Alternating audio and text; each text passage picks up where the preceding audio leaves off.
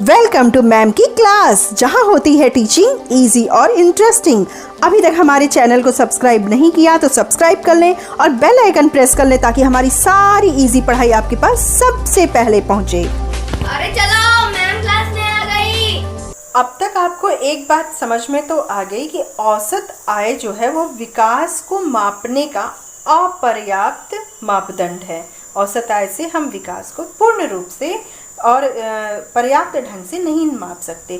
तो जब नहीं माप सकते तो हमारी सोच दूसरी ओर जाती है। हम अन्य मापदंडों के बारे में सोचेंगे, जिसमें है जीवन प्रत्याशा, स्वास्थ्य, शिक्षा, ऐसी कई मापदंड है। भाई जीवन प्रत्याशा क्या है? एक व्यक्ति उसकी आयु जो है वो कितनी होगी। एक व्यक्ति 60 साल जिएगा, एक देश में एक व्यक्ति की जो औसत जीवन प्रत्याशा है वो कितनी है, 60 साल तक जी रहे हैं, 70। और ये सारी चीज़ें क्यों करते हैं हम? ये डिपेंड होती हैं स्वास्थ्य सुविधाओं पर कि स्वास्थ्य सुविधाएं वहाँ की कैसी हैं और वहाँ पे रोजगार है या नहीं। ये शिक्षा सुविधाओं पे डिपेंड करता है। तो हम इन सब को लेकर के जो रिपोर्ट बनाते हैं वो मानव विकास रिपोर्ट होती है। ये मानव विकास रिपोर्ट जो है यूएनडीपी के द्वारा प्रकाशित होती है और हर देश के लिए अलग अलग रिपोर्टिंग करती है। इस मानव विकास रिपोर्ट में कंट्रीज़ हैं वर्ल्ड में, उनका एक रैंक होता है, एक क्रमांक होता है, जिसके आधार पे वो देखे जाते हैं कि वहाँ पे कितनी सुविधाएं हैं और वह दूसरे देशों से उनकी तुलना भी की जाती है। वर्ष 2017 के लिए भारत और उसके पड़ोसी देशों के कुछ आंकड़े इस चार्ट में दिए गए हैं और यहाँ पे आप जब इसको देखोगे तो आपको ये चीज़ स्पष्ट है कि श्रीलंका हर विषय में, हर क्षेत्र में भारत से आगे है और हम उससे इतने बड़े हैं, फिर भी हमारा जो क्रमांक है विश्व में इतना नीचे है। हम 130 नंबर पे हैं, श्रीलंका जैसे देश से बहुत कम है यह। और तालिका में ये भी आपको स्पष्ट है कि नेपाल और बांग्लादेश जो है प्रति व्यक्ति आय भारत की तुलना में तो कम है, फिर भी वह भारत से आयु संभाविता में पीछे नहीं है।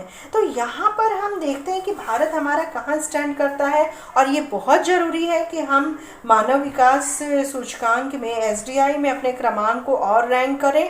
और ये तभी संभव है जब हमारे यहाँ आधारभूत सुविधाएं, स्वास्थ्य सुविधाएं, शिक्षा की सुविधाएं, ये सब बढ़ाई जाए। तो डेवलपमेंट के लिए यहाँ बहुत ज़रूरी हो जाता है कि ये सारी सुविधाएं जो हैं, ये सारी चीज़ें जो हैं उस पर, जैसे लोगों का स्वास्थ्य, उनका कल्याण, ये सब बहुत ही प्राथमिकता में रख करके देश को आगे बढ़ाने की ज़रूरत है।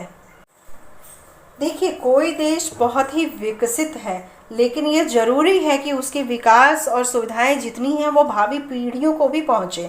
लेकिन यहाँ क्या हो रहा है कि जो हम विकास कर रहे हैं उसके चक्कर में हमारी जो चीज़ें हैं, नेचुरल जो हमें मिली हैं चीज़ें, वो नष्ट होती जा रही हैं। विकास की धारणीयता या सस्टेनेबल विकास, डेवलपमेंट का मतलब यही है कि हम विकास ऐसे करें कि जो प्राकृतिक वस्तुएं हैं, नेचुरल चीज़ें हैं जो हमें मिली हैं प्रकृति की तरफ से, वो नष्ट न हो और वो आगे भी हमारी पीढ़ियों में ट्रांसफ़र हो।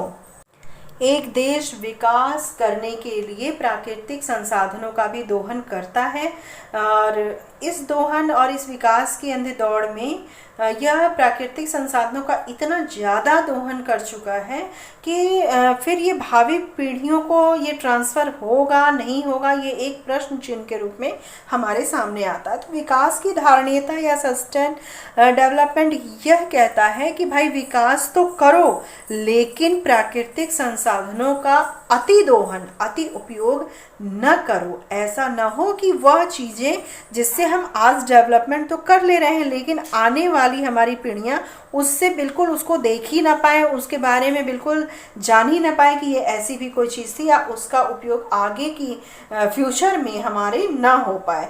जैसे इसमें भूमिगत जल है। भूमिगत जल जो है 300 झीलों की सूचना मिली है कि वहाँ पिछले 20 सालों में पानी के स्तर में 4 मीटर से अधिक की गिरावट आई है। इस भूमिगत जल का जो अति उपयोग है वो ज़्यादातर पंजाब, पश्चिमी उत्तर प्रदेश, जहाँ कृषि बहुत ज़्यादा डेवलप है वहाँ हो रहा है, और मध्य और दक्षिण भारत में चट्टानी पठार क्षेत्र में और कुछ तटवर्ती क्षेत्रों में भी जहाँ तेज़ी से विकास हो रहा है, तेज़ी से बस्तियाँ जो हैं, शहरी बस्तियाँ डेवलप हो रही हैं, यहाँ भी जो भूमि का जल है वह बहुत ही नीचे स्तर पे चला गया। दूसरी तरफ क्रूड ऑयल है, कच्चा तेल है, कच्चा तेल का भी अति उपयोग हो रहा है, और ये अनुमान लगाया गया है कि 50 वर्षों में शायद ये समाप्त हो जाए। और भारत तो आयात पे निर्भर है कच्चे तेल के लिए, उसके पास पर्याप्त भंडार भी नहीं है, तेल की कीमत बढ़ती है तो सभी पे भार पड़ता है। तो यहाँ पे क्या है कि विकास की धारणीयता का जो प्रश्न है, इसकी प्रकृति और प्रक्रिया के बारे में कई अन्य मूल नए विषय खड़े कर देता है। तो विकास की धारणीयता का मतलब सीधा सा है कि भाई पर्यावरण को बचाते हुए आप विकास करें, क्योंकि पर्यावरण में अगर गिरावट होगी तो वो सभी के लिए अच्छा नहीं होगा। और ये ख्याल रखना पड़ेगा हमें विकास के साथ साथ, और हमेशा हमें ये खुद से सवाल पूछना होगा कि ये जो विकास या प्रगति है यह किस दिशा में जा रही है, इससे हम क्या पा रहे हैं और क्या खो रहे हैं। और विकास कभी भी पर्यावरण के शर्त पे तो बिल्कुल ही नहीं होना चाहिए। और यह प्रश्न, यह विकास का प्रश्न जो है, इस पर बहस जारी है और चलती रहेगी, हमारी पढ़ाई भी चलती रहेगी। मिलते हैं अगली वीडियो में। Good bye.